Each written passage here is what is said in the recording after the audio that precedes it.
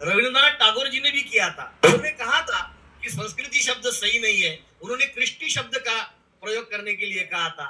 और भी अन्य बहुत सारे लोगों ने ये सांस्कृटाइजेशन संकल्पना का, यानी कि हर चीज का सांस्कृटाइजेशन हो रहा है, तो इस बात का भी उन्होंने किया। ये एक बड़ी कल्पना है, एक बड़ी संकल्पना है, और इसके बारे में भी अलग से चर्चा होना जरूरी है। मैं यहाँ उसकी चर्चा नहीं करूंगा।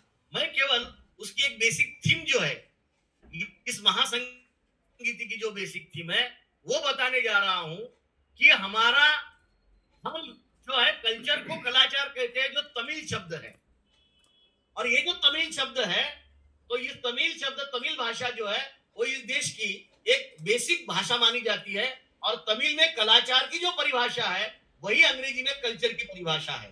तो कलाचार और कल्चर की परिभाषा मिलती है, लेकिन संस्कृति की जब आप परिभाषा देखते हो, तो वो कल्चर से बिल्कुल नहीं मिलती, क्योंकि वो एक सीमित लोगों के लिए एक धंधा या उसका जो प्रोफेशन है, वो बनी हुई बात है। इसीलिए संस्कृति के आड़ में बड़े कर्मकांड और हमारा शोषण भी होता है। इसीलिए मूल निवासी बहुजन समाज को इस मायाजाल से निकालते हुए हमने हमारा जो कलाचार है, खान पान से लेकर रहन सहन तक, हमारे आचार विचारों तक, हमारे सौंदर्य शास्त्र तक, हमारे पूरे जो हमने खड़े की हुई सभ्यता है, क्योंकि हमारी ही सभ्यता है, वैदिकों को कोई सभ्यता है ही नहीं।